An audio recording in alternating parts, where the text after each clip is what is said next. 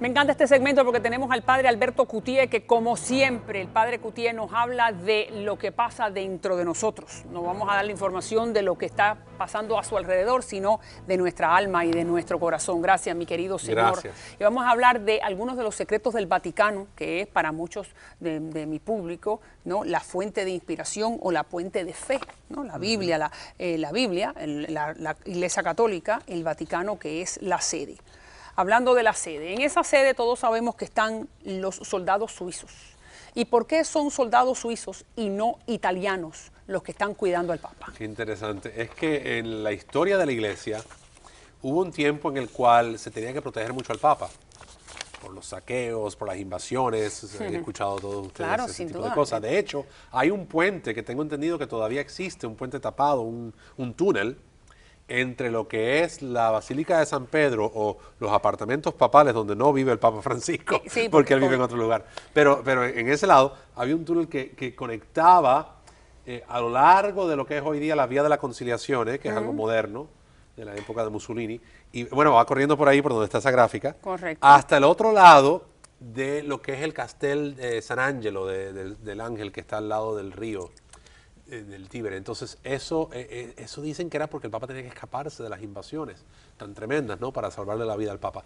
Pero estos guardias suizos, me imagino yo que cuando llegaron, no me acuerdo qué Papa Urbano fue el que los trajo, era para proteger la vida del Papa y era como un regalo, vamos a decir así, de un país católico a el Santo Padre. Papa Julio II los vio hace Julio cerca de II. 500 años y los Exacto. contrató porque en aquel momento la fuerza de lo que en momento era Suiza, que no era Exacto. tan pacifista como es ahora, eran unos soldados magníficos. Eran del uno de los punto mejores y muy militar. disciplinados, Así que dijo, exactamente. No, y no solamente eso, no sé si lo saben, pero esos trajes que vemos ahí tan elegantes, los diseñó Miguel Ángel. Muchos no lo sabrán, pero Miguel Ángel diseñó esos trajes tan increíbles, ¿no? Realmente cuando uno llega allí, si tú vas vestido de sacerdote, hacen un saludo así, clac, clac, clac. Me acuerdo cuando yo caminaba por ahí, entrando y saliendo, trabajando, te sonaban, tácana, sonaba la cosa. Es como una reverencia. Es un saludo al sacerdote, ¿no? Es que es una cosa, como hacemos aquí a los soldados.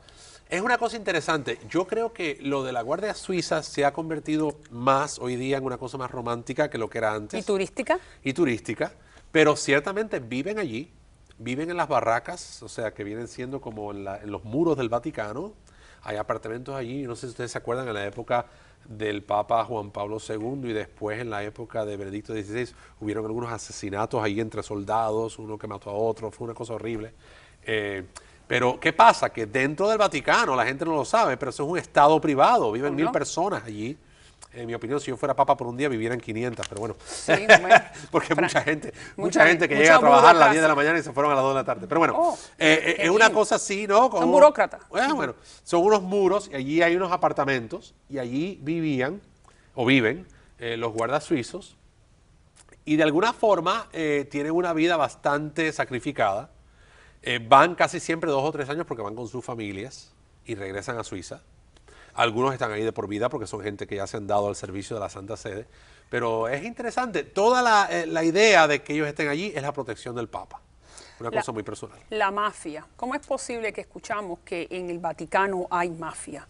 Mafia, estamos hablando de las vibraciones más bajas, ¿no? Sí. De la gente que tiene los valores menos nobles. ¿Cómo es posible que haya mafia dentro del Banco del Vaticano o dentro de la misma burocracia vaticana? Bueno, yo diría que hay 2 tipos de mafia. Está la mafia italiana, que todos conocemos, ¿no? Que es la que roba, mata y trafica. Y hay una cierta mafia interna, te diría la verdad. Y cuando digo mafia interna, es una mafia que protege ciertos comportamientos y ciertas cosas que no deben ser dentro de la iglesia. Pero vamos a hablar de la mafia oficial, de la italiana. Esa mafia es la mafia que estuvo involucrada en el Banco del Vaticano. Lavando dinero. Desafortunadamente, hubo un arzobispo norteamericano, Marcinkus, que en paz descanse, que después se retiró y vivió aquí en el estado de la Florida, en el centro de la Florida un tiempo. Ese hombre tuvo mucho que ver con conversaciones con el Vaticano, está comprobado que con conversaciones con la mafia, perdóneme, y todo eso estaba bastante bien documentado. Este papa creo que entró después de una renuncia de un papa. Yo siempre he pensado que esa renuncia fue un poco abrupta y siempre me he preguntado que quizás ¿Qué tuvo que ver Mandó un mensaje, Porque ¿no? es muy raro que un papa renuncie y diga en 2 semanas me voy, ¿no? Pero bueno, toda la interpretación es que no podía con la mafia, no podía con las diferentes trenzas. Este dentro papa del reconocido Vaticano. públicamente, y creo que lo ha hecho con mucha sabiduría, ha dicho que hay elementos muy negativos dentro del Vaticano, ha hablado del homosexualismo que existe desafortunadamente dentro y la promiscuidad que existe muchas veces dentro del mismo Vaticano, y ha hablado de otro tipo de elementos negativos. Quizás la mafia es parte de eso, pero yo creo que la gente tiene que saber que esto no es algo de películas, ¿no? De que quizás es una verdad. teoría. Ha ocurrido, desafortunadamente, y en el Banco Vaticano se sabe que ocurrió durante mucho tiempo. Dígame, Hubieron varios asesinatos de presidentes del Banco Ambrosiano. Y, o sea, eso ocurre porque hay situaciones con la mafia. pero bueno, y mafia, pero básicamente lavado de dinero, ¿no? Que Me han imagino utilizado que eso es parte de lo que hay. el Papa recibe un salario. Todos los sacerdotes diocesanos, que la gran mayoría lo somos, el Papa Francisco es jesuita, ¿no? Pero todos los sacerdotes diocesanos recibimos un salario. Yo soy diocesano ahora en la iglesia anglicana, en la iglesia episcopal, pero los religiosos toman votos de pobreza. Y hay muchos religiosos como el Papa Francisco y eso que realmente lo que reciben es mínimo. ¿Ok? Entonces el Puede Papa, ser $100, $200 al mes para sus propios gastos. pero no hay un sueldo oficial para el que esté Yo me de imagino Papa. que no.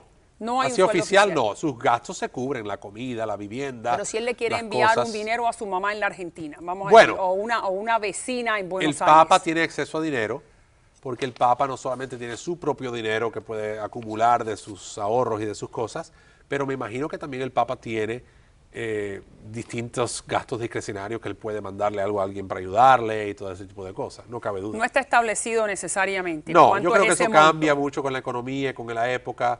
Hubieron papas que vivieron en pobreza, que pasaron hambre. Eso nunca se habla, pero eso se debe decir. Hay papas que vivieron una austeridad tremenda porque, aunque nosotros vemos el Vaticano como un gran castillo, como una cosa, los papas no siempre vivieron ahí. Eso es bastante nuevo, eso es de los últimos 4 o 5 siglos. Anteriormente los papas vivían a veces en condiciones bien difíciles y siempre preocupados por ataques, ¿no? Claro, bueno, del tiempo del Renacimiento. Y el lo papado leemos. de Aviñón, que fue en los siglos XIII, ¿no? Con la época de Santa Catalina de Siena, que el Papa le tuvo que decir, regresa de Francia, que tú tienes que estar en Roma, tú eres el obispo de Roma. Pero el Papa se fue huyendo porque lo mataban. ¿Cuánto es el promedio de un sueldo, por ejemplo, de un sacerdote diocesano, como usted me dice que usted En Estados era? Unidos los sacerdotes ganan, diría yo, unos $2,000, $3,000 al mes, dependiendo de dónde viven. Pagado por la diócesis. Por la parroquia. Por la parroquia. Por la parroquia. Que es un dinero discrecional que tiene Con eso pagas tu carro, con eso pagas tus necesidades, tu ropa, cualquier viaje que tú vayas a dar, todo sale de ahí. El religioso le dan un dinerito mensual, ¿no? Que la orden maneja.